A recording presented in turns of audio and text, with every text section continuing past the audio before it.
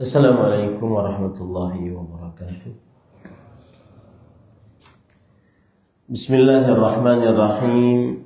Innal hamdalillah nahmaduhu wa nasta'inuhu wa nastaghfiruh wa na'udzu billahi min shururi anfusina wa sayyiati a'malina.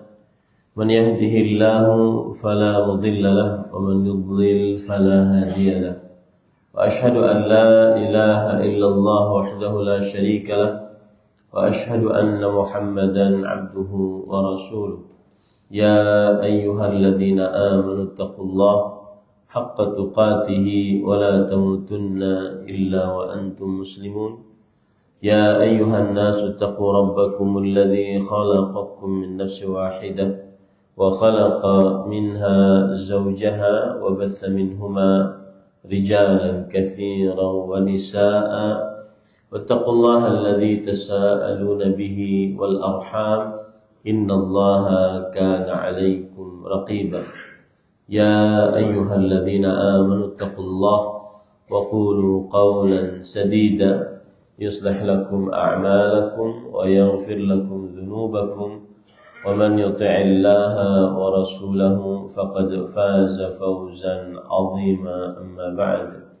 فإن أصدق الحديث كتاب الله وأحسن الهدي هدي محمد صلى الله عليه وعلى آله وسلم وشر الأمور محدثاتها وكل محدثة بدعة وكل بدعة ضلالة وكل ضلالة في النار.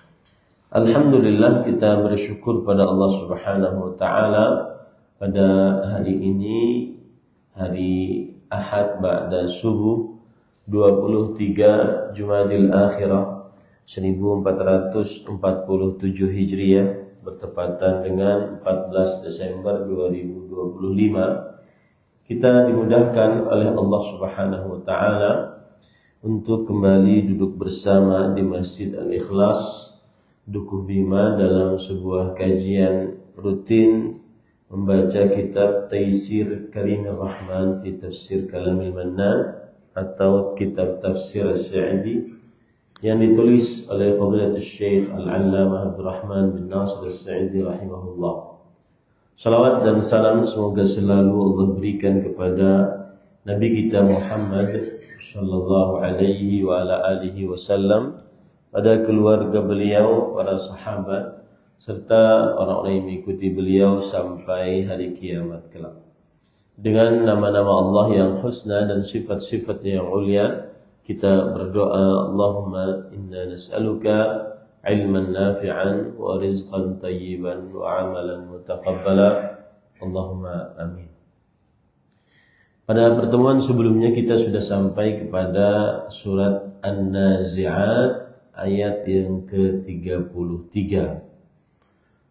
Penulis mengatakan, "Falladzi khalaqas samawati al-'idham wa ma fiha min al-anwar wal ajram wal ardi al-ghabra al-kathifa wa ma fiha min daruriyatil khalq wa manafi'ihim la budda an yab'atha al-khalqa al-mukallafin fayujazihim bi'amalihim.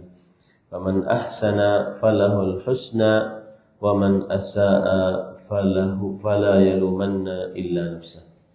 Maka Allah yang telah menciptakan langit-langit yang sangat besar dan apa saja yang ada di dalamnya dari cahaya-cahaya dan juga benda-benda, dan bumi yang sangat tebal dan apa saja yang ada di dalamnya dari hal-hal yang sangat diperlukan oleh makhluk, dan juga kebaikan-kebaikan.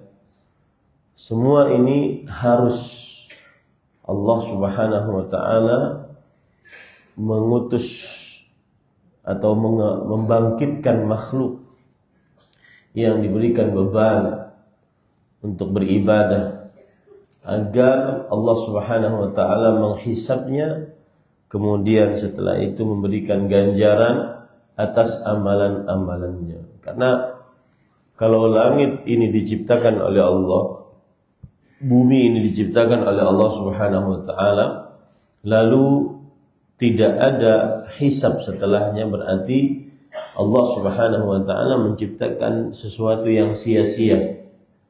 Ini yang harus kita pahami baik-baik. Oleh karena itu, la budda an yab'atsa al-khalq al-mukallafin. Allah wajib untuk membangkitkan makhluk-makhluk yang diberikan beban untuk beribadah kepada Allah supaya dihisab sehingga diberikan ganjaran pahala. Maka barang siapa yang berbuat baik, baginya kebaikan. Barang siapa yang berbuat buruk, maka janganlah dia mencela kecuali dirinya sendiri. Pada pertemuan sebelumnya kita sudah sampai pada keterangan ini. Baik. Penulis kemudian mengatakan, walihada dzakara ba'da hadza qiyam as-sa'ah tsumma al-jazaa. Oleh karena inilah setelah ini Allah menyebutkan tentang dibangkitkannya hari kiamat dan kemudian pemberian ganjaran setelah dibangkitkan hari kiamat. Faqal, Allah Subhanahu wa taala berfirman, dan sebelumnya a'udzubillahi minasyaitonir rajim, fa idza ja'atit tammatul kubra yauma yatadzakkarul insanu ma sa'a wa burrizatil jahim liman yara فأما من طغى وآثر الحياة الدنيا فإن الجحيم هي المأوى وأما من خاف مقام ربه ونهى النفس عن الهوى فإن الجنة هي المأوى. Yang artinya Allah Subhanahu wa taala berfirman ketika menjelaskan tentang hari kiamat pada ayat yang ke-34, maka apabila malapetaka yang sangat besar, yaitu hari kiamat, telah datang, pada hari ketika manusia teringat apa yang telah dikerjakannya dan diperlihatkan neraka dengan jelas kepada siapa? Kepada setiap orang yang melihat. Adapun orang yang melampaui batas dan lebih mengutamakan kehidupan dunia, maka sesungguhnya nerakalah tempat tinggalnya. Dan adapun orang-orang yang takut kepada kebesaran Rabb-nya, menahan diri dari keinginan hawa nafsunya, maka sesungguhnya surgalah tempat tinggalnya. Orang-orang kafir bertanya kepadamu, wahai Muhammad sallallahu alaihi wasallam, tentang hari kiamat. Kapankah terjadinya? Kemudian, siapakah kamu sehingga dapat menyebutkan waktunya? Kepada Tuhanmu lah dikembalikan kesudahannya, yaitu ketentuan waktu hari kiamat. Kamu hanyalah pemberi peringatan bagi siapa yang takut kepadanya, yaitu pada hari kiamat. Pada hari mereka melihat hari kebangkitan tersebut, mereka seakan-akan tidak tinggal di dunia, melainkan sebentar saja di waktu sore atau pagi hari. Nah, itulah ayat yang kita ingin pelajari pada kesempatan kali ini. Taib. Kemudian penulis berkata, ai idza ja'atil qiyamatul kubra wasyiddatul uzma. Ketika Allah berfirman, fa idza ja'atil tammatul kubra. Maksudnya adalah jika telah datang kiamat yang besar dan kegoncangan yang besar. Allati yahunu indaha kullu syiddah, yang mana menjadi ringan seluruhnya perkara yang berat. Fahina idzin yadhalul walidu an waladih, maka saat itu orang tua akan lalai terhadap anaknya. Ibu-ibu yang menyusui akan lalai terhadap anaknya. Wasahibu an sahibi, sahabat akan lalai terhadap sahabatnya. Wa kullu muhibbin an habibi, seorang yang mencintai akan lalai terhadap orang yang dicintainya.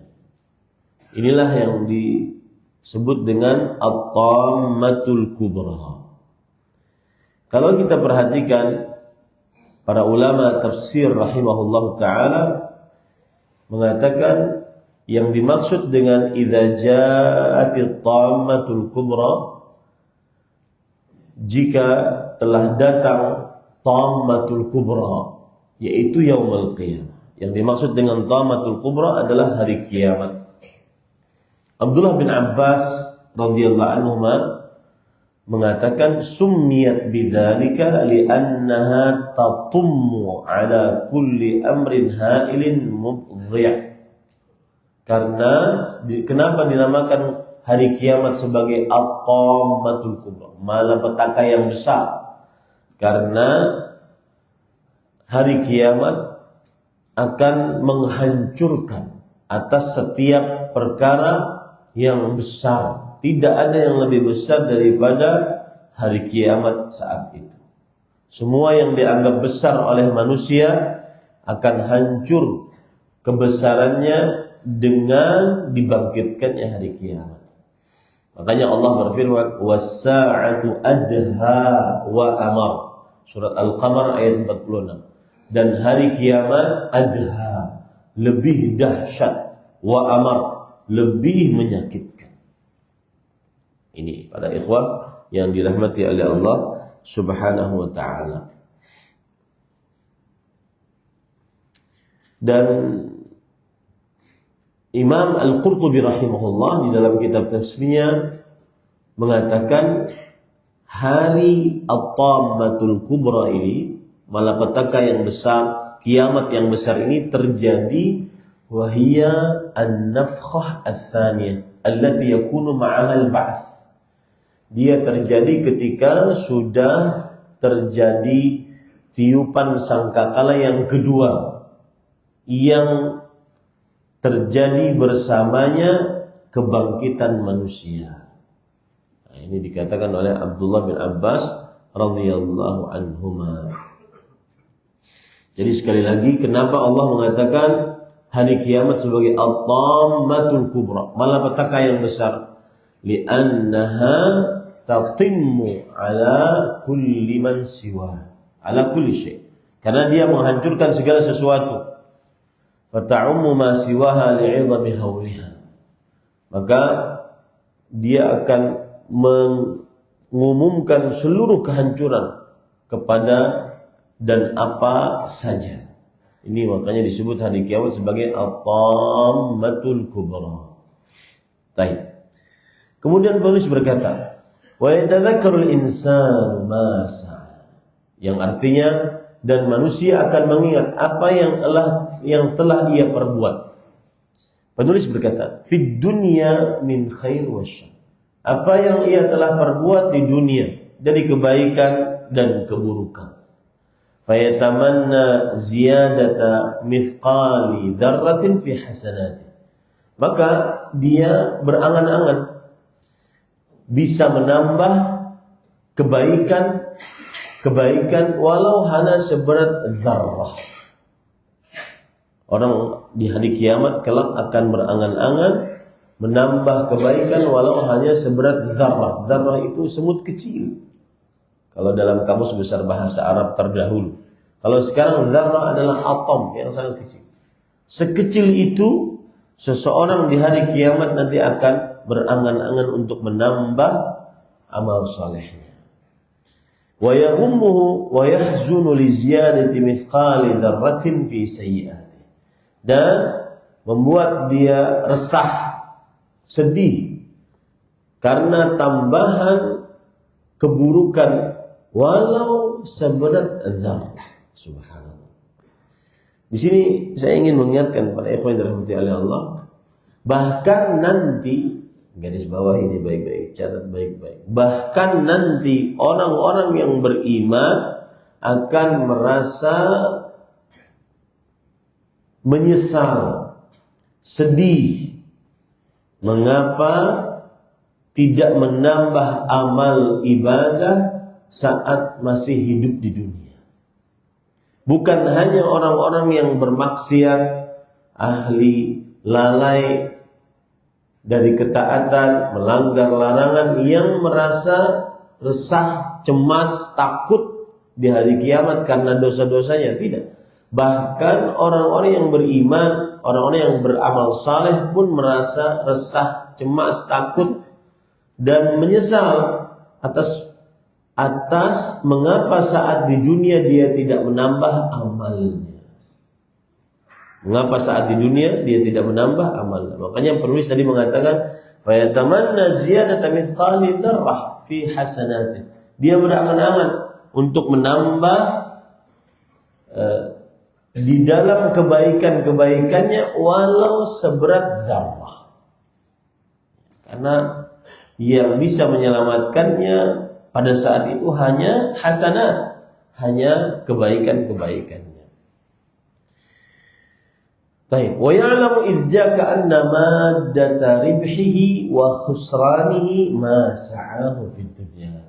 Ini perhatikan baik-baik. Dan akhirnya dia mengetahui pada saat itu bahwa materi keuntungannya dan kerugiannya adalah apa yang dia usahakan selama hidup di dunia.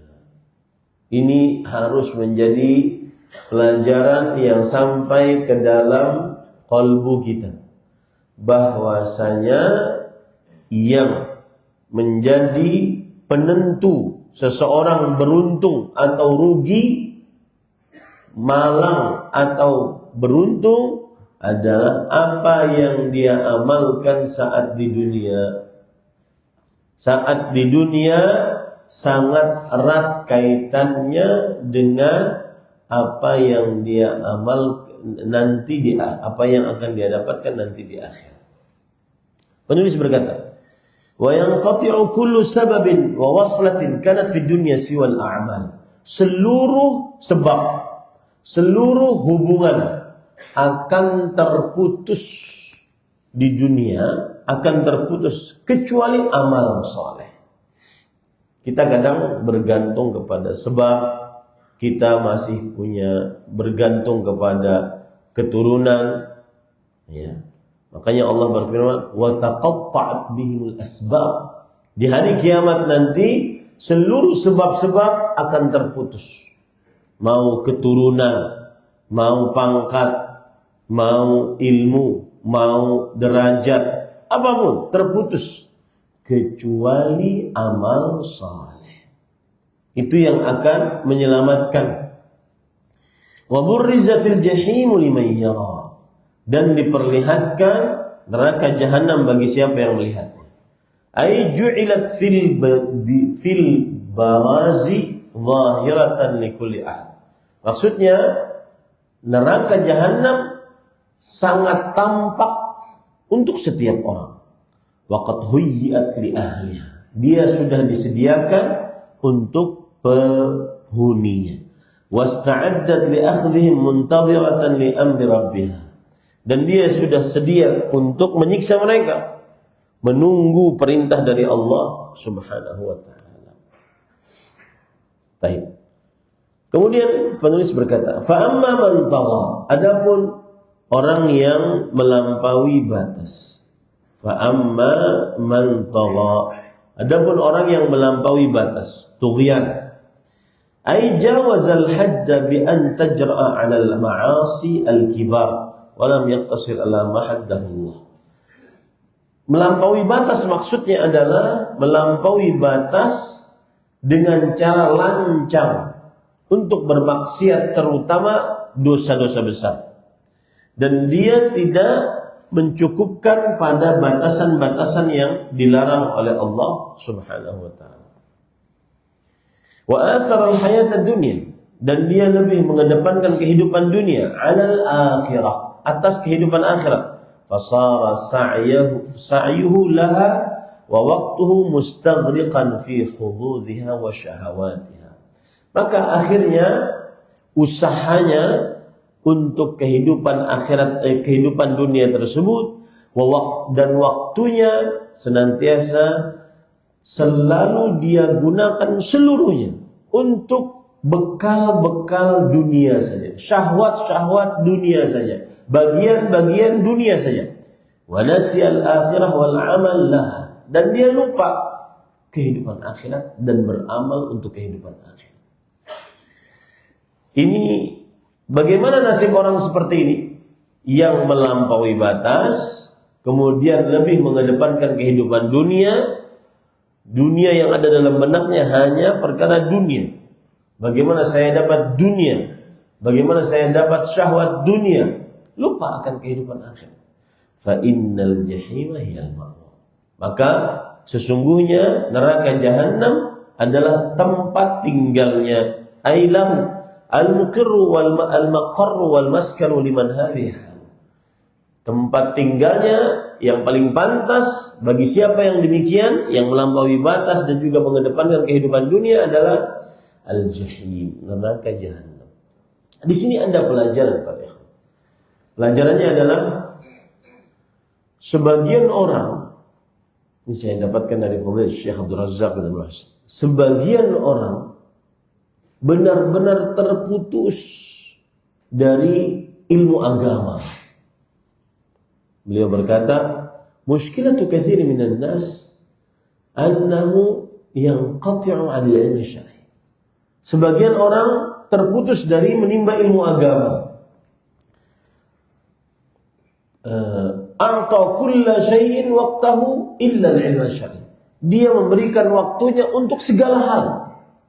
Untuk olahraga, untuk makan, untuk jalan-jalan, untuk bekerja, untuk dunia. Dia beri waktunya untuk segala hal. Illa al-ilm syar'i. Kecuali ilmu agama.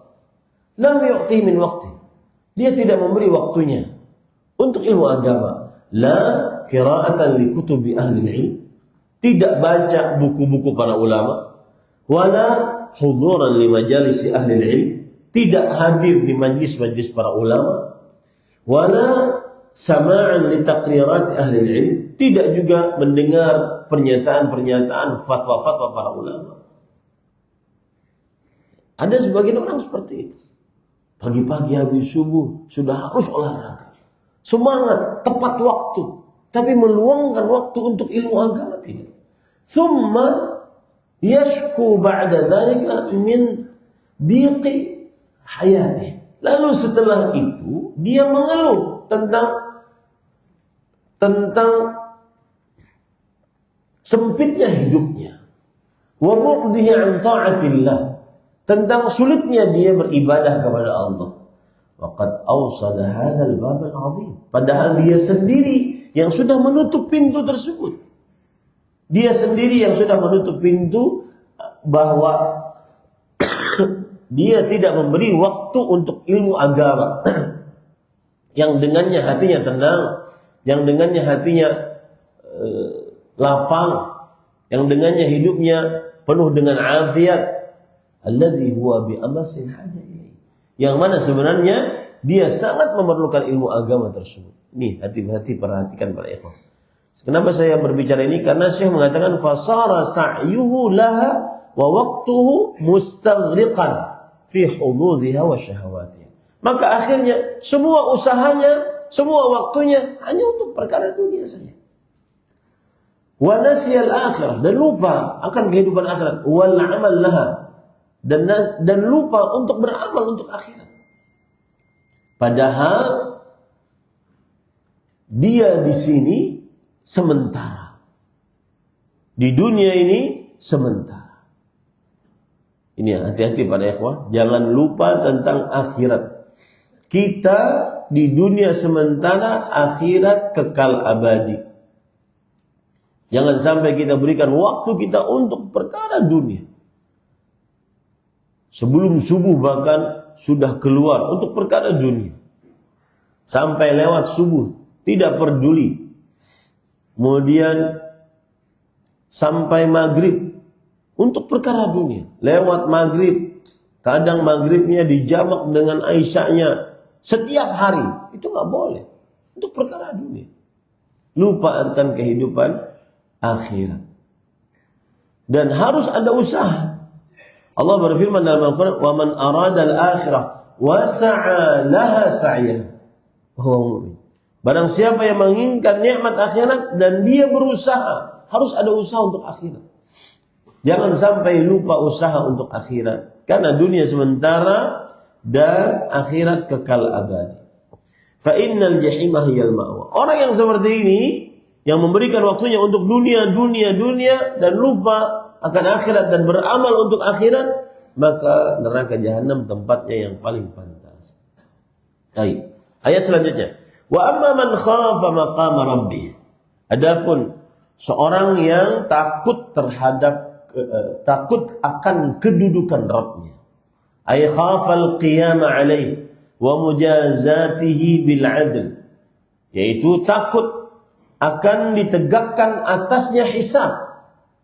Dan takut akan hisab, akan pemberian pahala dengan adil oleh Allah Subhanahu wa taala. Fa athara hadzal khaufu fi qalbihi. Fanaha. Maka rasa takut tersebut memberikan pengaruh di dalam kalbunya. Maka akhirnya dia menjauhi apa? An-nafs an hawaha alladhi yasudduha an ta'atillah. Maka dia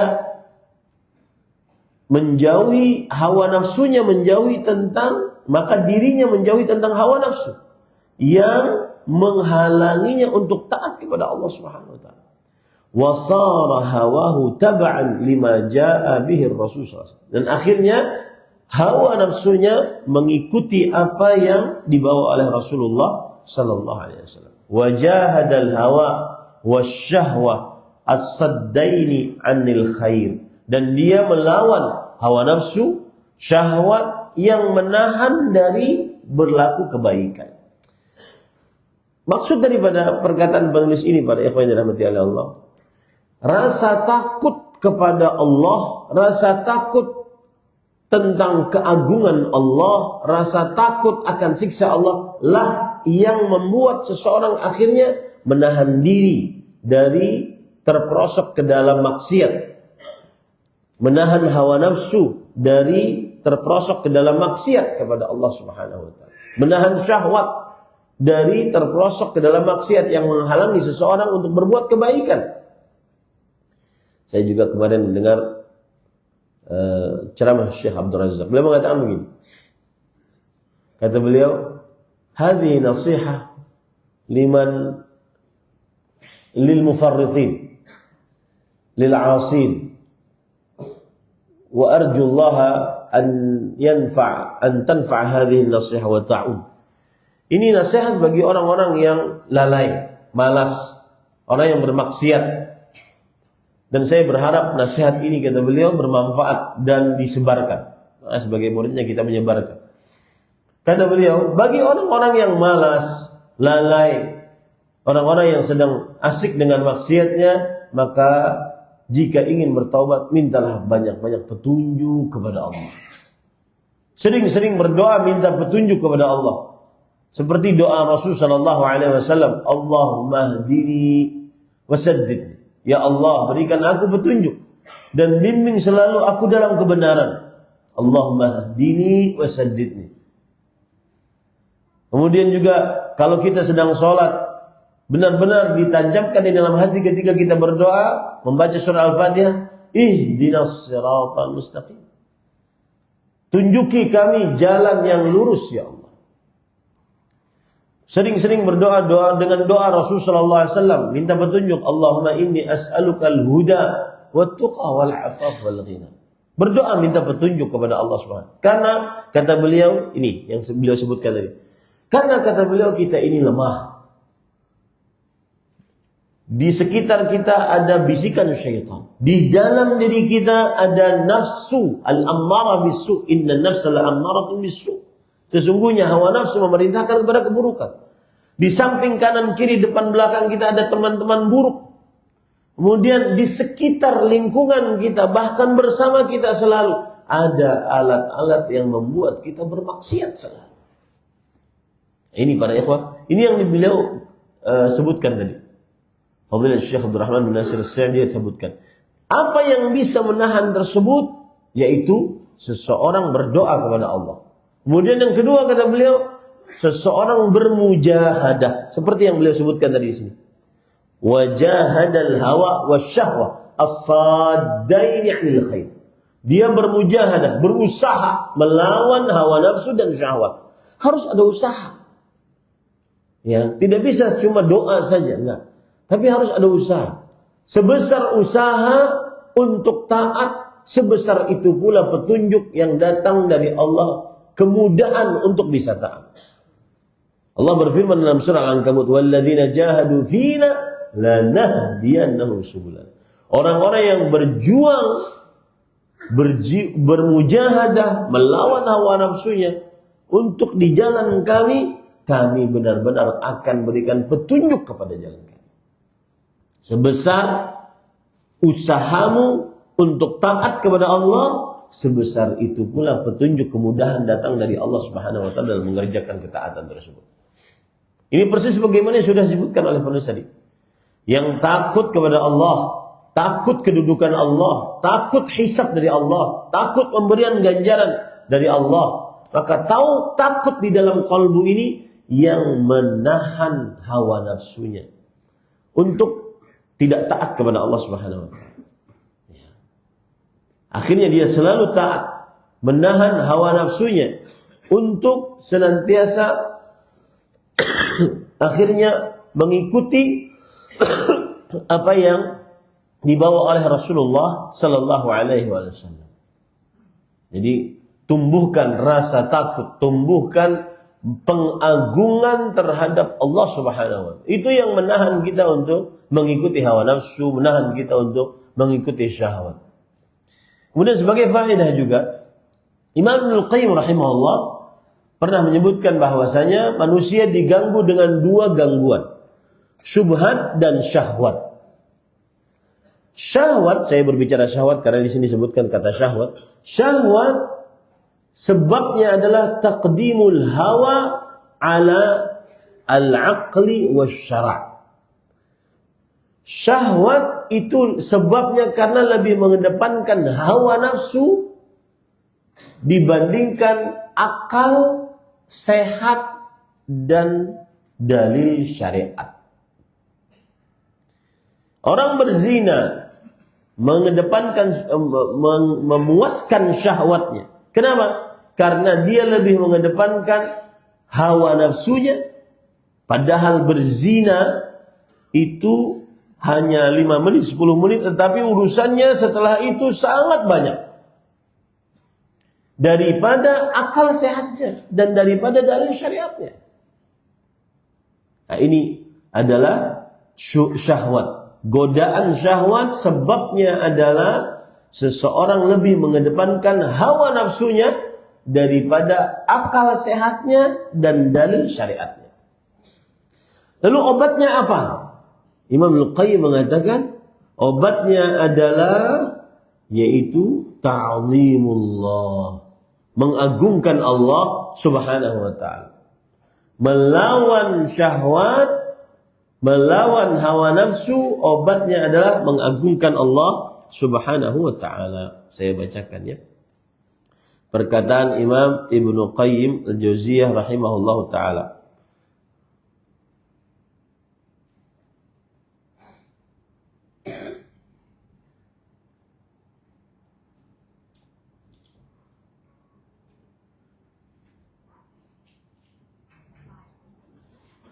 Coba perhatikan, ini saya bacakan dari kitab Ighatsatul Lahafan min Masaidis Syaitan. Beliau berkata, agak panjang ini. Al-fitnatu naw'an. Godaan itu ada dua macam. Fitnatus syubhat wa hiya a'zamul fitnatain. Godaan syubhat, dan dia adalah godaan yang paling besar dari dua godaan. Dan yang kedua, wa fitnatus syahawat, godaan syahwat. Wa qad yastami'ani lil 'abdi wa qad yanfaridu bi ihdahuma. Kadang seorang hamba mendapatkan dua-duanya. Godaan syahwat iya, godaan syubhat iya. Ya. Kadang seorang hamba hanya mendapatkan salah satu dari keduanya. Kemudian beliau mengatakan, perhatikan perkataan beliau. Kata beliau,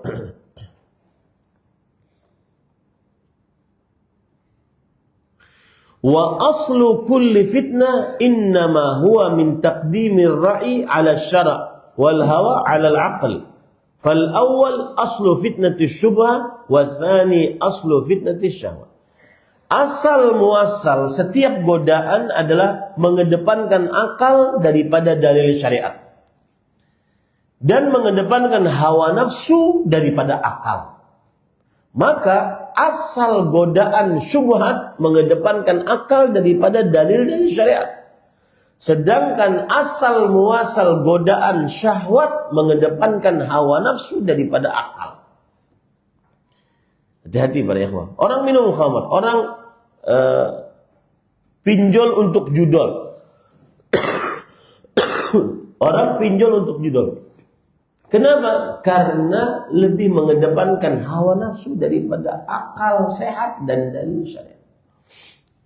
Saya berbicara tentang syahwatnya. Orang berzina.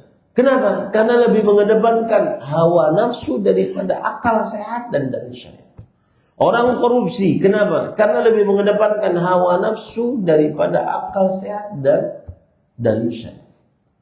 Ini yang disebutkan oleh penulis. Aslu fitnati syahwa taqdimul hawa ala al-aqli wasyara. Asal muasal godaan syahwat karena lebih mengedepankan akal, hawa nafsu daripada akal sehat dan dalil syariat. Kemudian beliau mengatakan, fa fitnatus syubhat tudfa'u bil yaqin. Godaan syubhat dilawan dengan yakin. Yakin itu ilmu. Godaan syubhat seperti syubhat-syubhat pluralisme, liberalisme, syubhat-syubhat ateis yang tersebar sekarang di media sosial. Ngajak orang tidak bertuhan, meragukan eksistensi Allah, meragukan kevaliditasan Al-Quran, melakukan kewahyuan yang dibawa oleh Nabi Muhammad SAW. Itu melawannya dengan ilmu pengetahuan yang berdasarkan dari Al-Quran dan hadis di atas pemahaman para salafus salih. Kemudian beliau mengatakan, wa fitnatus syahawat tudfa'u bis sabar. Dan godaan syahwat, harta, tahta, wanita, perut, kemaluan, itu dilawan dengan sabar. Dilawan dengan apa? Sabar. Kapan bisa sabar? Ketika kita mengagungkan Allah. Meyakini Allah Maha mendengar, Maha melihat, Maha mengetahui. Meyakini Allah mempunyai siksa yang pedih bagi siapa yang melanggar akan hukum-hukumnya.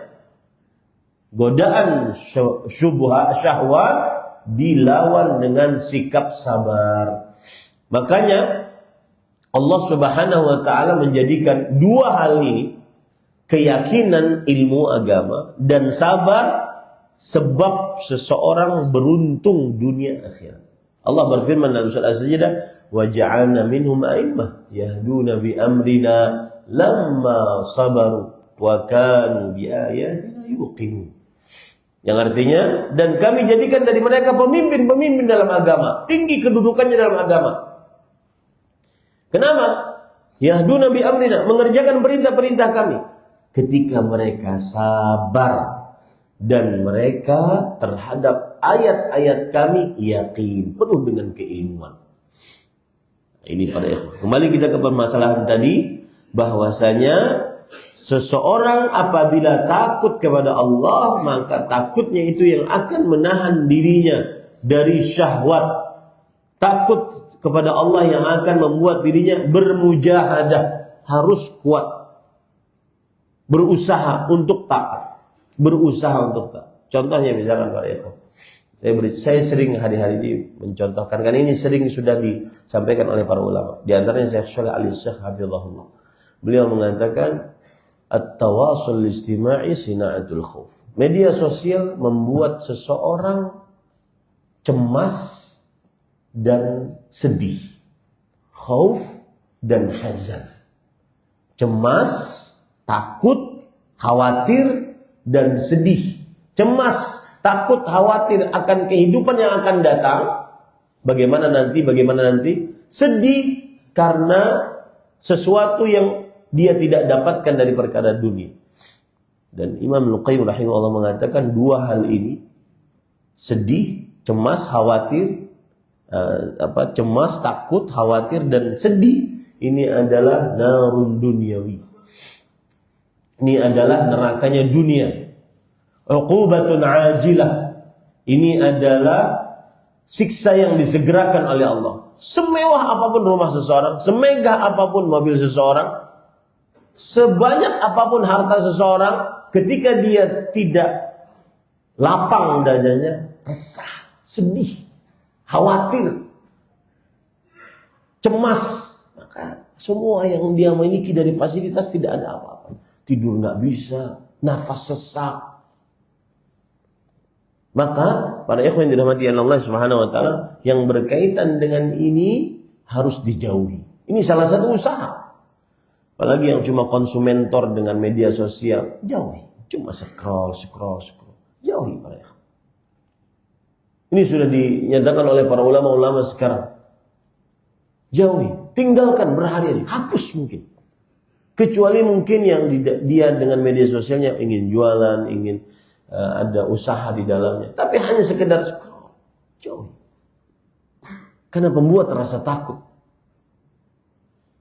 pembuat rasa cemas. Melihat orang umur 19 tahun sudah punya 100-an miliar, lah gua 40 tahun gak ada apa-apanya. Cemas, sedih, khauf, hazan. Cemas, sedih, itu penyakit. Itu adalah jundun min junudillah. Itu adalah tentara yang sangat kuat dari tentara-tentaranya Allah Subhanahu wa taala.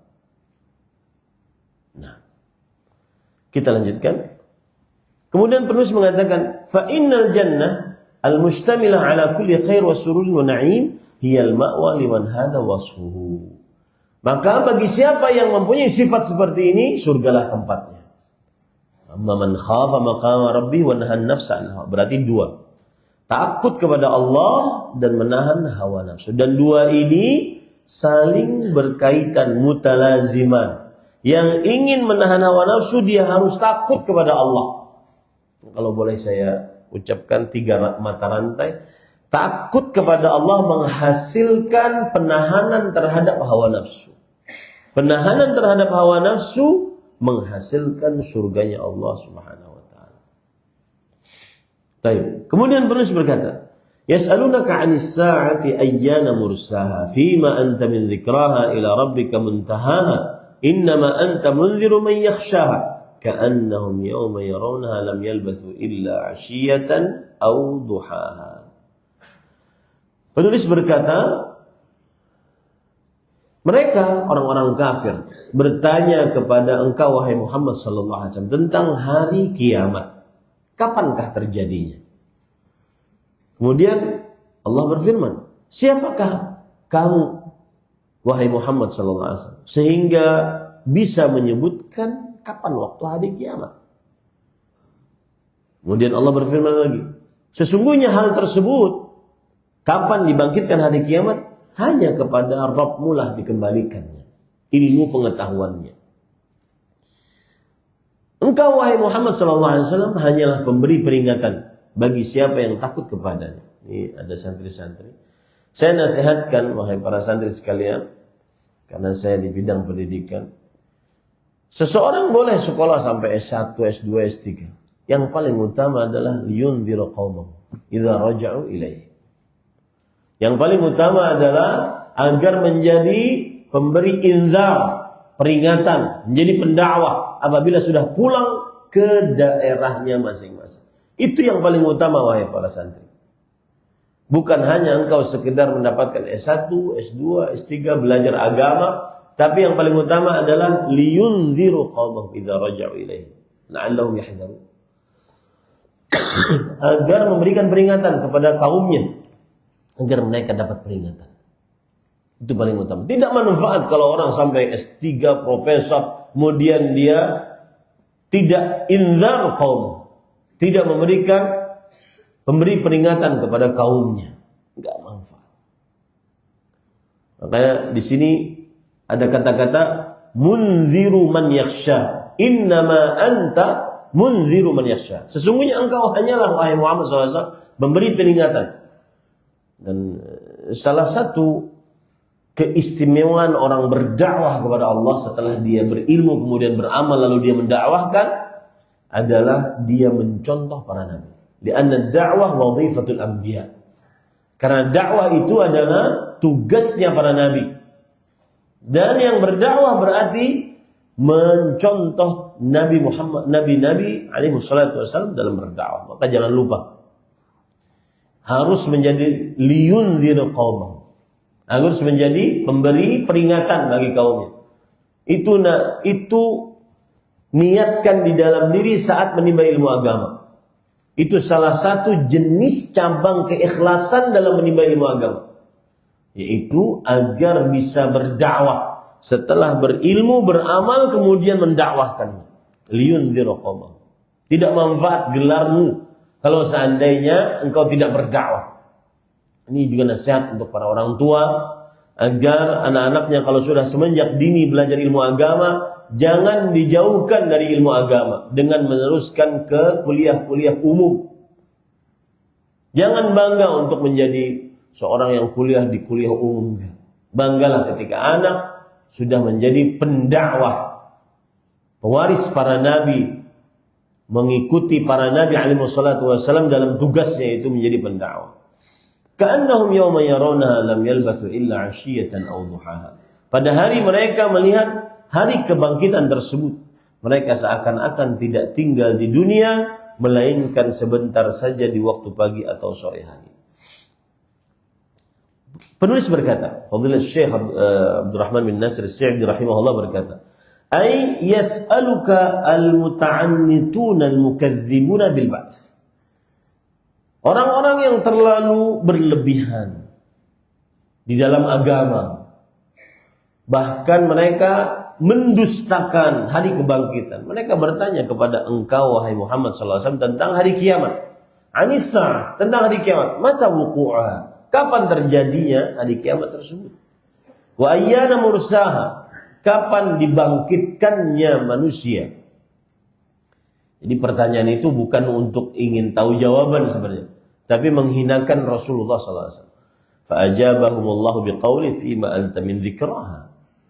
Maka Allah Subhanahu wa taala menjawab dengan firman-Nya, fima anta min dzikraha. Siapa engkau sampai bisa menjawab tentang hari kiamat? Nah, ini juga pelajaran bagi ustaz-ustaz, para pendakwah yang sering berbicara tentang akhir zaman. Tidak boleh menentukan kapan hari kiamat. Tanggal 2 bulan 12 tahun 2022. Ya. Ada yang meramal begitu. Nggak bisa. Ya, tidak ada yang mengetahui tentang hari kiamat kecuali Allah Subhanahu wa taala. Lihat ayat ini, "Fima anta min dzikra." Siapa engkau sampai bisa menyebutkan kapan hari kiamat? Ai mal faidah laka wa lahum fi dzikriha wa ma'rifati waqtiha wa manji'iha. Apa faedah bagi engkau dan bagi mereka yang bertanya tentang kapan hari kiamat untuk menyebutkan kapan hari kiamat dan mengetahui kapan waktu datang hari kiamat? Apa faedahnya? Falaysa tahta dzalika natijah. Tidak ada di bawah itu nilai sama sekali. Walihada lamma kana ilmu al-ibad lis-sa'ah laysa lahum fihi maslahah diniyah wala dunyawiyah bal al-maslahah fi ikhfa'ihi 'alaihim tuya ilmu dzalika an jami'il khalqi wasta'thara bi'ilmi. Oleh sebab itulah ketika pengetahuan terhadap hari kiamat bagi seorang hamba itu tidak ada manfaat sama sekali bagi seorang hamba. Tidak ada kebaikan dari sisi dunia ataupun dari sisi agama. Tetapi yang paling maslahat bagi seorang hamba sebenarnya adalah disembunyikannya tentang ilmu hari kebangkitan tersebut. Maka Allah akhirnya menyembunyikan ilmu tersebut dari seluruh makhluk. Dan Allah menyembunyikannya ilmu hari kebangkitan tersebut dari seluruh makhluk. Tidak ada yang mengetahuinya kecuali Allah Subhanahu wa ta'ala. Kalau kita lihat dari hadis Rasul, ketika ada seorang A'rabi bertanya, Rasulullah, mata as-sa'ah? Wahai Rasulullah, kapan hari kiamat? Kemudian beliau diam, tidak menjawab. Setelah beliau siap menjawab, beliau bertanya, manis. Siapa yang bertanya tentang kapan hari kiamat? Kemudian orang tersebut menjawab, saya wahai Rasulullah. Kemudian Rasulullah SAW bertanya, Mada a'adattana? Apa yang kau siapkan untuk menghadapi kiamat? Itu yang paling utama. Bukan waktu kapan datangnya kiamat. Ini juga nasihat bagi siapa saja berdakwah tentang hari kiamat ya. Bukan tanda-tanda yang kita bicarakan yang memberikan faedah bagi seorang. Tetapi apa persiapan? Kalau seandainya sudah banyak tanda, apa persiapan kita untuk menghadapi kiamat tersebut? Mada a'adattana? Itu yang paling utama yang kita harus bicarakan. Apa persiapan kita untuk menghadapi bangkitnya hari kiamat? Kemudian Rasul Shallallahu Alaihi Wasallam dijawab oleh seorang tersebut, la syai, aku tidak mempunyai persiapan apapun, illa anni uhibbullah wa rasul, kecuali aku mencintai Allah dan Rasulnya saja. Kemudian Rasul SAW menjawab, al mar'u ma'a man ahab, sesungguhnya engkau akan bersama yang dicintai, yang engkau cintai. Seseorang akan bersama yang dicintainya. Itu yang paling utama. Persiapan seseorang menghadapi kiamat, itu yang paling utama. Bukan pengetahuan tentang kapan kiamat, itu yang paling utama. Tidak. Contoh misalkan, itu di Arab sekarang sudah ada bangunan-bangunan tinggi. Dan di dalam hadis Jibril alaihissalam disebutkan bahwa yatatawaluna fil bunyan, kata Rasulullah. Tanda-tanda hari kiamat lomba-lomba untuk meninggikan bangunan. Kalau itu benar bahwa itu tanda kiamat yang disebutkan oleh Rasulullah, karena kita tidak bisa mengetahui itu benar atau tidak kecuali ketika terjadinya. Kalau itu benar, apa yang kita siapkan? Apakah kemudian tanda tersebut kita akhirnya membenci kerajaan di sana? Tidak. Yang paling utama apa yang kita siapkan setelah itu. Itu yang paling utama para ikhwan dirahmati oleh Allah. Faqala ila rabbika muntaha, ay ilaihi yantahi ilmu. Maka kemudian Allah berfirman, kepada Rabbmu lah muntaha, ilmu pengetahuan tentang hari kiamat tersebut.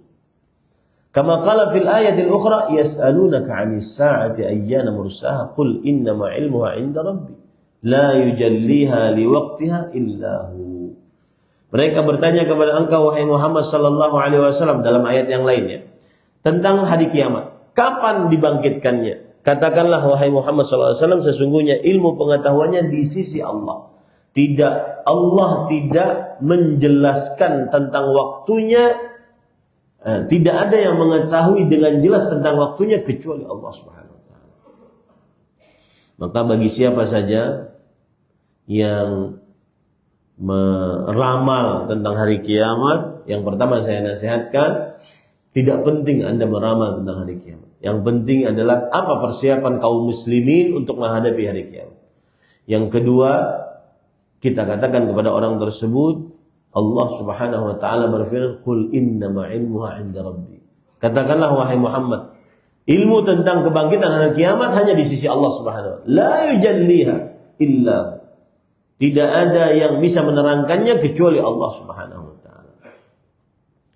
Ayat yang terakhir, dua ayat terakhir, innama anta mundziru man yakhsha. Sesungguhnya engkau memberi peringatan kepada siapa yang takut kepadanya. Ai innama nadharatuka naf'uha liman yakhsha maji'a as-sa'ati wa yakhafu al-wuqufa baina yadayillah. Ini perhatikan baik-baik. Sesungguhnya peringatan engkau manfaatnya bagi siapa yang takut kedatangan hari kiamat dan takut berdiri di hadapan Allah Subhanahu wa taala. Pak, sering-sering Pak kita merasakan bagaimana kelak berhadapan dengan Allah, tidak ada antara kita dengan Allah hijab. Laisa bainahu wa bainallahi hijab, wa laisa bainahu wa bainallahi turjuman. Tidak ada antara kita dengan Allah penghalang apapun, tidak ada antara kita dengan Allah penerjemah siapapun. Langsung dimintai pertanggungjawaban oleh Allah SWT. Rasakan itu terutama saat kita akan bermaksiat kepada Allah Subhanahu wa taala. Atau saat seseorang sudah kecanduan bermaksiat kepada Allah Subhanahu wa taala. Sudah bingung dia mau menghentikan ini maksiat bagaimana? Maka ingat al-wuquf baina yaday Allah azza wa jalla. Fahumul ladzina la yuhimmuhum illa al-isti'dad laha wal 'amal li ajliha. Maka mereka lah orang-orang yang tidak ada kepentingan bagi mereka kecuali persiapan untuk berhadapan menghadapi kiamat, persiapan untuk menghadapi berdiri di hadapan Allah Subhanahu wa taala. Tidak ada kepentingan di dalam benak mereka kecuali beramal untuk itu. Wa amma man lam yu'min biha fala yubali bihi wala bita'annutihi. Adapun yang tidak beriman dengan hari kiamat tersebut, maka dia tidak akan peduli dengannya. Dan tidak akan peduli dengan sikap terlalu berlebihannya. Li'annahu ta'annutun mabniyun 'ala at-takdzib wal 'inad. Karena sikap berlebihan seperti tadi mencari-cari kapan hari kiamat, tujuannya hanya untuk mendustakan. Tujuannya hanya untuk memperdebatkan tentang adanya kiamat itu atau tidak. Wa idza wasala ila hadhil hal kana al-ijabatu anhu abathan yunazzahu ahkamul hakimin anhu. Apabila sudah sampai kepada orang sudah sampai ke dalam keadaan seperti ini, maka menjawab pertanyaan kapan hari kiamat hanya sia-sia saja. Oleh sebab itu Allah Subhanahu wa taala mensucikan dirinya dari hal tersebut.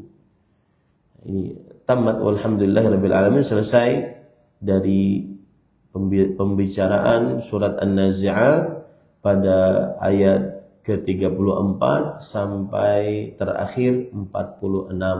Saya ringkas apa saja yang sudah kita pelajari dan faedah-faedah yang kita bisa ambil dari tafsir Imam Abdurrahman bin Nasir As-Sa'di rahimahullahu ta'ala. Yang pertama, para ikhwah yang dirahmati oleh Allah, faedah yang kita bisa ambil dari tafsir tadi adalah bahwa hari kiamat adalah kegoncangan yang sangat besar. Tidak ada yang lebih goncang besar, tidak ada yang lebih besar kegoncangannya dibandingkan hari kiamat. Allah berfirman dalam surat Al-Hajj, ya ayyuhan nas ittaqu rabbakum inna zalzalatas sa'ah syai'un 'azim tadhalu kullu murdi'atin 'amma arda'at wa tad'u kullu dhati hamlin hamlah. Wahai manusia, takutlah kepada Allah Rabb kalian. Sesungguhnya goncangan hari kiamat sesuatu yang sangat dahsyat. Seorang ibu yang menyusui akan lalai kepada bayi yang disusuinya. Seseorang akan nampak seperti mabuk padahal dia bukan mabuk. Karena saking dahsyatnya goncangan hari kiamat. Seorang wanita yang hamil akan melahirkan tanpa dia sadari. Saking dahsyatnya goncangan hari kiamat. Maka persiapkan hari tersebut dengan cara beramal ibadah kepada Allah Subhanahu wa taala. Kemudian yang kedua, pelajaran yang kita bisa ambil dari ayat-ayat yang kita baca tadi adalah bahwasanya nanti di hari kiamat baik orang saleh ataupun orang taleh yang tidak saleh, saleh dan taleh akan menyesal. Kenapa? Saat dia melihat amal ibadahnya, maka orang saleh menyesal, kenapa saya tidak menambah amal ibadah? Apalagi di hari kiamat ada tingkatan-tingkatan. Inna fil jannati mi'ati darajah. Sesungguhnya di surga ada 100 tingkatan. Itu tingkatan berdasarkan amal-amal saleh. Makanya Imam Nuqayyim mengatakan, dukhulul jannah birahmatillah. Masuk ke dalam surga dengan rahmat Allah. Wa tafaduluha bi a'malil ibad. Sedangkan tingkatan-tingkatan surga dengan amalan-amalan hamba. Baik. Kemudian faedah yang ketiga yang kita bisa ambil dari ayat-ayat tadi juga adalah bahwa sifat yang sangat buruk adalah ketika seseorang lebih mengedepankan nikmat dunia dibandingkan nikmat akhirat. Atau bahasanya begini, Orang yang mengedepankan nikmat dunia dibandingkan nikmat akhirat, maka dia akan melampaui batas. Melampaui batas menghasilkan nerakanya Allah Subhanahu wa taala. Ya. Kapan seseorang melampaui batas? Ketika yang ada dalam benaknya hanya nikmat dunia, harta, tahta, wanita. Dia tidak peduli, dia mau bunuh, dia mau sikut orang, dia mau korupsi, dia mau menyakiti orang, menzalimi orang, enggak peduli. Kapan dia tidak peduli seperti itu? Ketika dia hanya ingin perkara dunia, maka akhirnya dia tagha, melampaui batas. Kalau sudah tagha, maka al-jahim hiyal ma'wa, tempatnya neraka jahanam.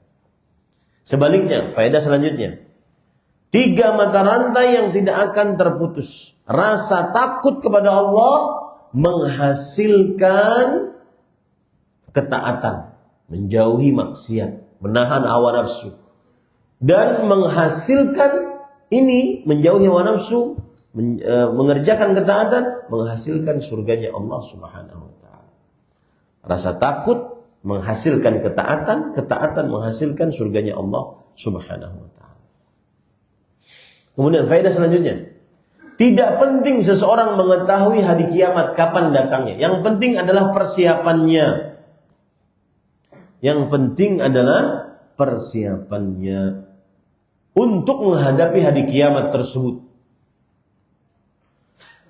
Kemudian faedah selanjutnya adalah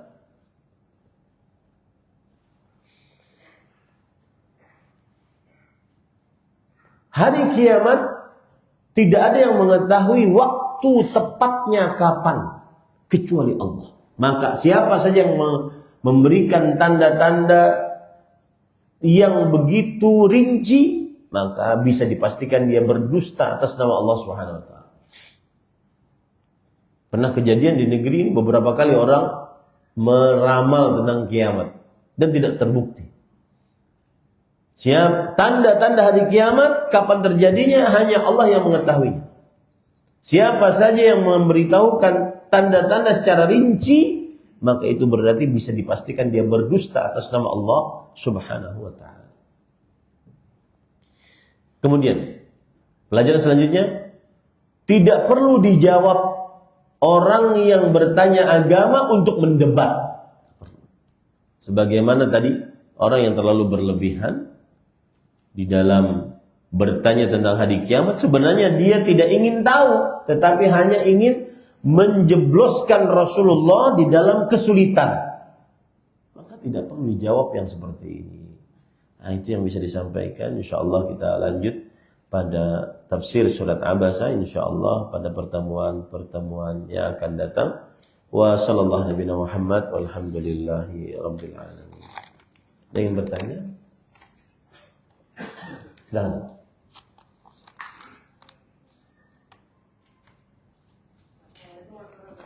Waalaikumsalam.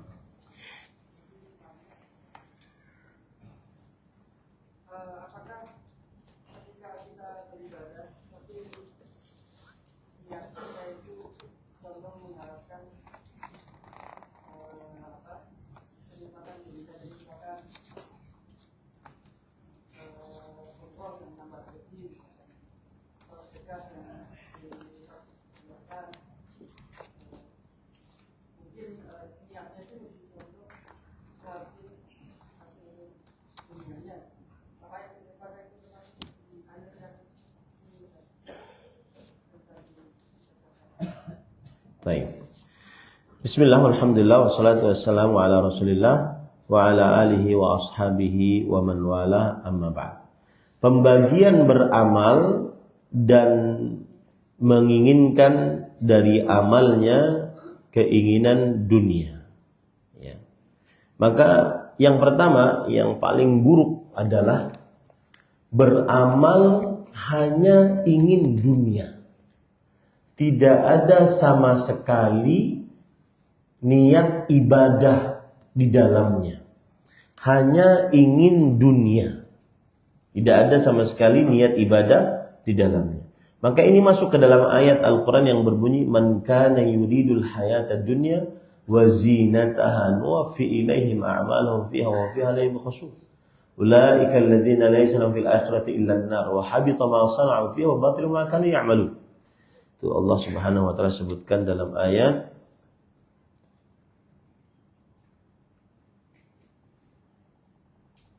barang siapa yang menginginkan kehidupan dunia dan perhiasannya, niscaya kami akan berikan kepada mereka balasannya atas amalan mereka di dunia dengan sempurna.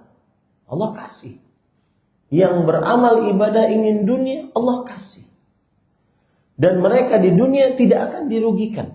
La yukhasun. Tetapi itulah orang-orang yang tidak memperoleh di akhirat kecuali neraka. Habislah, lenyaplah di akhirat apa yang telah mereka amalkan di dunia. Sia-sialah apa yang telah mereka kerjakan. Ini adalah pembagian yang pertama. Seseorang beramal ibadah ingin dunia saja. Nah, kemudian yang kedua, seseorang beramal ibadah ingin beribadah kepada Allah, tetapi juga ada niatan dunia. Nah, pembagiannya begini. Jika yang dia niatkan dari dunia tersebut ada dalilnya, maka boleh. Tetapi dia harus lebih mendahulukan niatnya beribadah kepada Allah dibandingkan dunianya yang ada dalilnya tadi. Paham? Contoh yang antum sebutkan tadi. Rasulullah sallallahu alaihi wasallam bersabda, "Tabi'u bainal haji wal umrah, fa innahuma yanfiyanil faqra wadh-dhunub, kama yanfil kiru khabathal hadid." Teruslah mengulang-ulang haji dan umrah, karena keduanya menghapuskan kefakiran dan dosa. Orang berumrah berulang-ulang ingin agar tidak fakir, boleh karena berdasarkan hadis ini. Ya, sesungguhnya kedua-duanya menghapuskan kefakiran dan dosa. Nah, tetapi dia harus lebih mengedepankan niat ibadahnya ingin mendapatkan ganjaran pahala dari Allah Subhanahu wa taala daripada niat dunianya tersebut. Tapi Ustaz, kalau seandainya sama niatnya bagaimana? Ingin dunia, ingin ibadah kepada Allah, pahala dari Allah, dan juga ingin akhirat, ingin dunianya. Maka pendapat yang lebih kuat dalam hal ini adalah haram hukumnya. Karena kesamaan derajat tadi. Harus lebih tinggi niatannya untuk ibadah kepada Allah dibandingkan pengharapannya terhadap dunia tersebut. Yang ketiga, beramal ibadah ingin dunia yang belum ada dalilnya. Yang contoh yang kedua juga tadi adalah bersedekah. Seperti misalkan ada hadis, dawu maradhakum bisadaqah. Hadis ini dibincangkan oleh para ulama, sebagian menghasankannya. Obati orang yang sakit dari kalian dengan sedekah. Contoh yang lain lagi, inna sadaqata sir tudfi'u ghadabar rabb. Sedekah rahasia meredakan kemurkaan Allah. Dia bersedekah agar sembuh penyakit anaknya. Dia bersedekah agar dilipatkan pahalanya. Allah Subhanahu wa taala berfirman, "Man dzalladzi yuqridu Allah qardan hasanan fayudha'ifahu lahu adha'afan katsiran." Barang siapa yang menghutangi Allah dengan hutangan yang baik, Allah akan lunasi hutangnya dengan berlipat-lipat lebih daripada yang dia hutangkan kepada Allah Subhanahu wa taala. Dia bersedekah untuk agar kaya. Maka jawabannya sama. Tadi harus dia letakkan niatnya untuk Allah dulu lebih tinggi, baru untuk dunianya. Kalau sama, saya lebih condong kepada pendapat dia haram. Karena menyamakan niat untuk Allah dengan dunianya. Yang selamat adalah ketika niat untuk Allah lebih tinggi, untuk ibadah, untuk pahala kepada Allah, dari Allah Subhanahu wa taala daripada dunia yang diinginkan. Baik. Beramal ibadah yang ketiga untuk Allah tetapi juga untuk keperluan dunia yang belum ada dalilnya. Perkara yang mubah. Contoh, berpuasa agar sehat. Berpuasa agar sehat. Apalagi contohnya?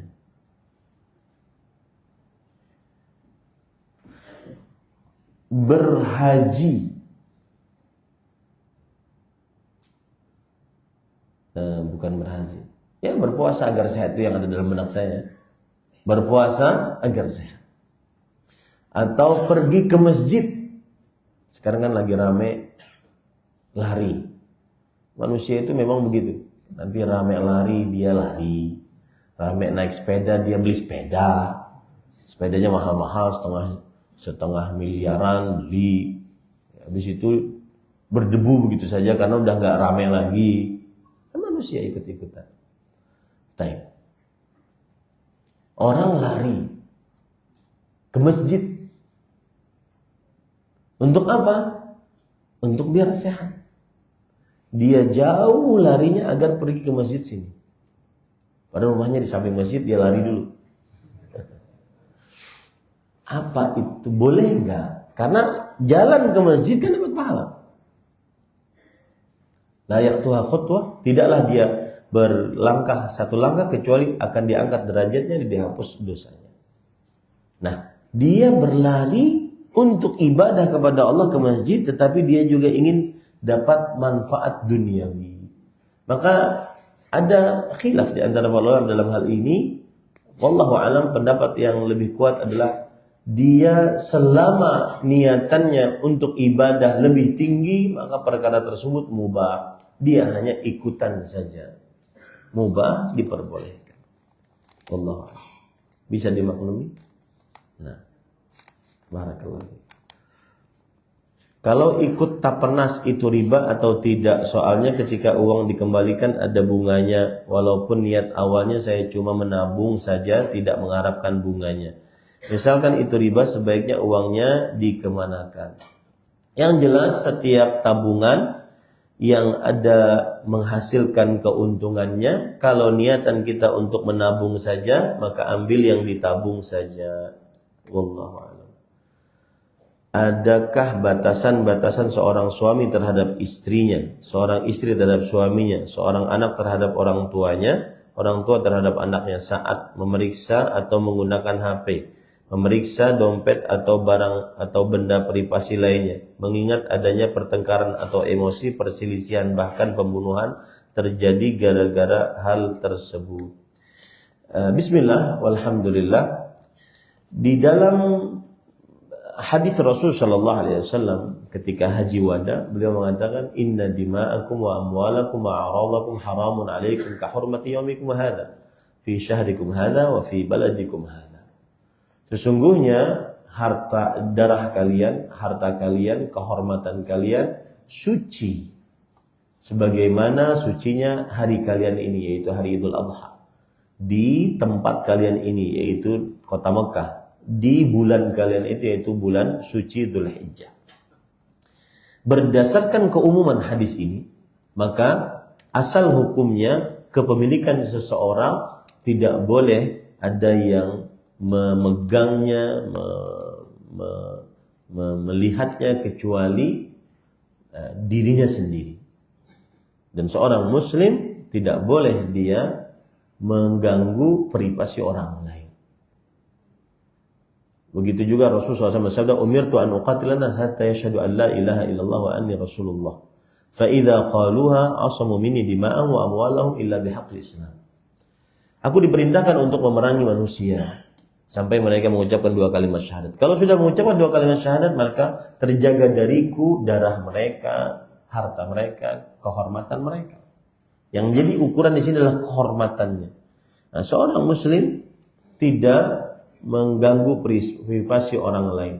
Tetapi boleh seorang istri memeriksa HP suaminya apabila ada riba, apabila ada kecurigaan yang mendasar, bukan kecemburuan buta.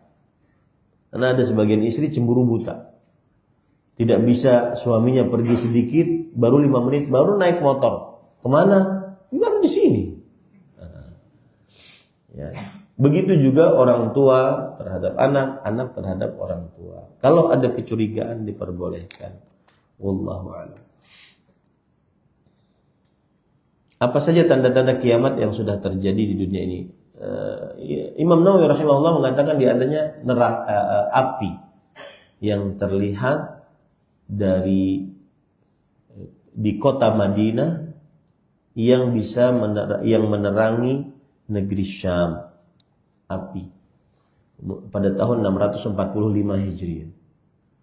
Kemudian juga tanda-tanda hari kiamat kecil seperti wafatnya para ulama, kemudian seperti banyaknya perbuatan zina, mulai dihalalkannya khamr, seperti diangkatnya kebodohan, diangkatnya ilmu agama, ditampakkannya kebodohan, orang-orang bodoh menjadi ahli agama, dan seterusnya.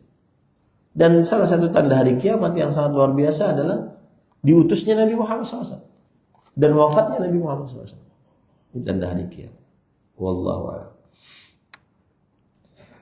Bentuk bumi itu bulat atau datar, terserah ente deh. Mau apa?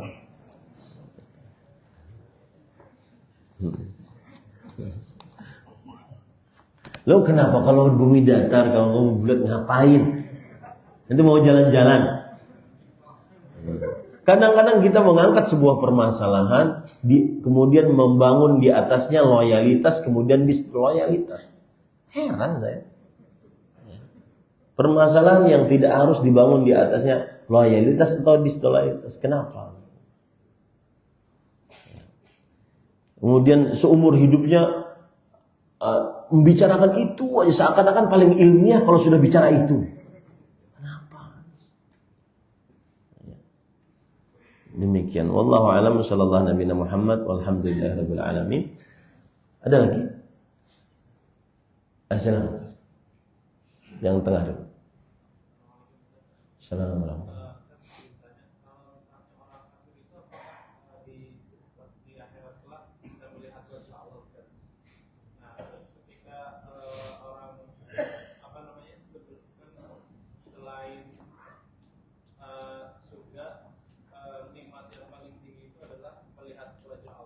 Ketika dihisab itu sudah melihat wajah Allah dulu atau setelah di surga baru melihat wajah Allah?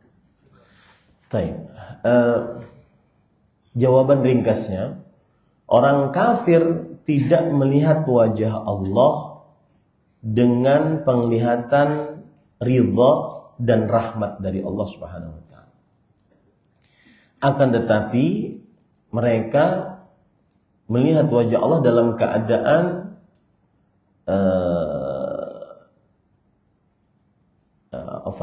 mereka akan dihijab dari melihat wajah Allah Subhanahu. Allah berfirman, "Kalla bal rana ala qulubihim ma kanu yaksibun." Mereka dihijab oleh Allah Subhanahu wa taala. Karena mereka akan disiksa oleh Allah Subhanahu wa taala. Jadi mereka tidak melihat. Ada penglihatan-penglihatan yang terjadi di hari kiamat, yaitu orang penghuni surga melihat wajah Allah di dalam surga. Ini penuh dengan kelezatan iman. Makanya Rasulullah SAW berdoa, Allahumma inni as'aluka ladzatan nadhari ila wajhikal karim. Ya Allah, aku memohon kepada Engkau kelezatan melihat wajahmu yang mulia. Nah, ini orang kafir tidak mendapatkannya. Ini orang kafir tidak mendapatkannya. Adapun nanti orang-orang yang seperti Allah berfirman dalam Al-Quran, "Waja'a rabbuka wal malaku saffan saffa." Dan Rabbmu datang pada hari kiamat dan para malaikat berbaris-baris. Di situ kan semua manusia melihat Allah Subhanahu wa taala. Tetapi penglihatannya bukan penglihatan rahmat dan ridha pada saat itu. Nah, itu yang bisa saya jawab. Allah berfirman dalam Al-Quran surah Al-Mutaffifin yang saya sebutkan, kalla innahum ar-rabbihim yawma idzin lamahjubun. Tidak sekali-kali, sesungguhnya mereka dari Allah Subhanahu wa taala Rabb mereka pada hari itu benar-benar tertahan. Tertahan tidak bisa melihat karena mereka ahli kufur dari Allah Subhanahu wa taala. Dan nanti ada orang bertanya, bukankah Allah datang pada hari kiamat untuk faslul qadha, untuk dimulainya hisab? Maka pada saat itu datang dan dilihat oleh seluruh makhluk dalam keadaan bukan penglihatan yang penuh dengan rahmat dan penuh ridha. Paham ya? Jadi ada beberapa penglihatan yang disebutkan oleh para ulama. Di surga, kemudian di hari kiamat ada beberapa penglihatan. Silakan. Nah. Punya dana ya, tapi dana kita untuk daftar haji itu nggak mencukupi, atau berangkat haji nggak mencukupi. Apa kita dulukan umrah dulu atau daftar haji dulu? Bismillah, alhamdulillah, wassalatu wassalamu ala rasulillah. Apabila ada dua ibadah yang ingin dikerjakan, maka carilah mana yang paling ikhlas. Saya beri contoh Pak ya, contoh yang lain. Bapak ingin mengumrohkan orang tua yang belum pernah umroh, atau membangunkan rumah untuk orang tua karena rumahnya mau roboh, tapi Bapak ingin juga untuk berumroh. Duitnya tidak ada kecuali itu. Maka pada saat itu selain lihat maslahatnya, para ulama mengatakan lihat juga niatnya, mana yang lebih ikhlas. Sama kayak pertanyaan Bapak tadi, haji dulu atau umrah dulu, mana yang lebih ikhlas? Tanya kepada hati Bapak, saya lebih ikhlas untuk berumrah dulu, Ustaz. Kerjakanlah. Tapi Ustaz, saya tabung dulu Ustaz untuk bisa berhaji. Saya lebih ikhlas untuk mengerjakan ibadah haji. Ikhlas di sini tidak ingin ada yang melihat dan tidak ingin ada yang mengganjar pahala atas amal kecuali Allah. Mana hati kita lebih kuat condongnya kepada itu? Kerjakan. Wallahu a'lam. Ini yang bisa sampaikan. Wallahu a'lam. Sallallahu nabiyana Muhammad. Walhamdulillahirabbil alamin. Wassalamualaikum warahmatullahi wabarakatuh.